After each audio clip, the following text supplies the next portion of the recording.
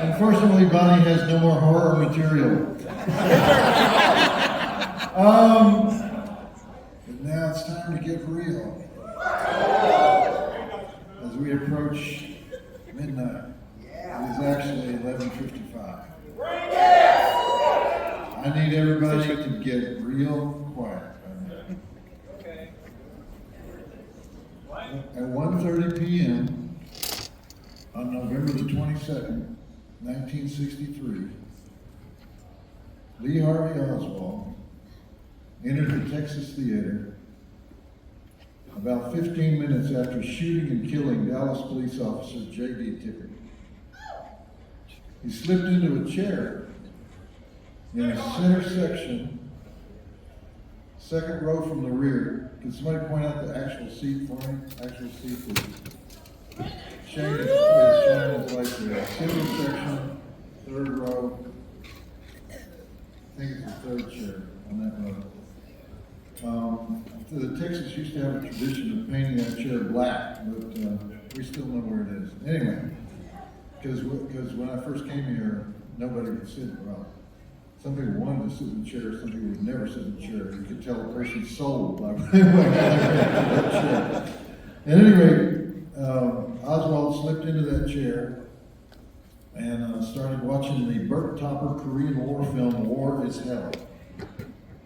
10 minutes later, Dallas police officer Nick McDonald entered the theater. He was responding to a call from somebody who said a man was acting suspiciously outside the Texas Theater. Officer McDonald entered the theater and ordered the manager to bring up the house lights. And when that happened, he spotted Oswald, even though at that time nobody knew who Oswald was. The president had been killed just less than an hour earlier. Officer McDonald approached him, asked him to stand up, but Oswald pulled his pistol instead. And the officer was close enough to grab the pistol, and when Oswald pulled the trigger, the hammer came down on the webbing between the cop's fingers.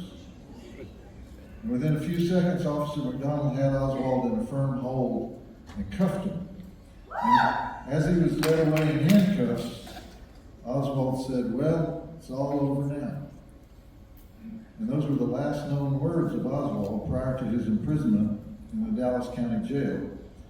2 days later, Oswald was dead. And at 9:27 p.m. on November 24th, 8 hours after he was shot by Jack Ruby, the projectionist at this theater reported a steady knocking on the back wall. And when the projectionist put his ear to the wall, he heard a voice say, "It's all over now." And in 1968, an employee of the theater reported seeing a homeless man on the narrow staircase that leads to the balcony after closing time. And the employee became frightened, and she said the man looked her straight in the eye and said, "It's all over now." 17-year-old boy working the ticket booth in 1979 reported strange noises coming from behind one of the walls. A janitorial employee in 2006 heard a disembodied voice saying, "It's all over now," several times while cleaning some of the backstage hallways.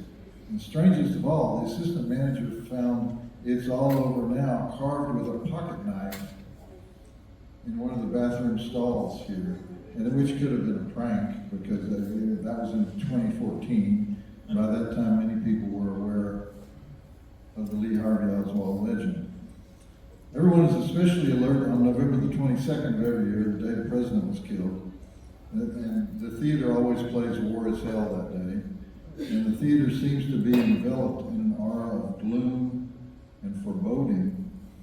But as far as we know, whoever it is or whatever it is has never shown himself on the obvious day.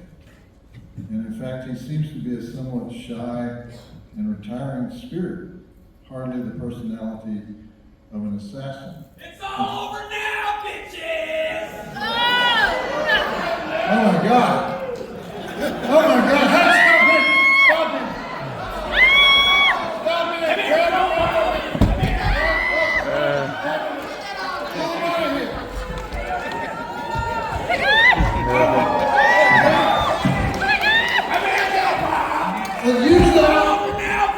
Use the Oliver Stone AR-15 on his cowardly ass.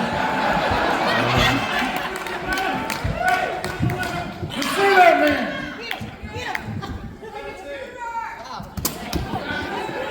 This is no joke. This is real. This is real life. We got cops in the lobby. We got cops in the lobby.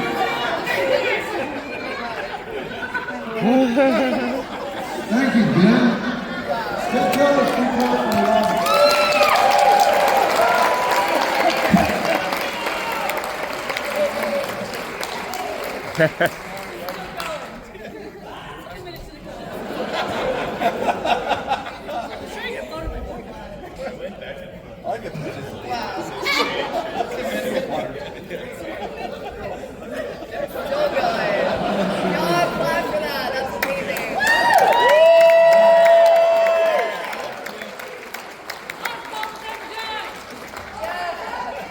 It is now 12:01.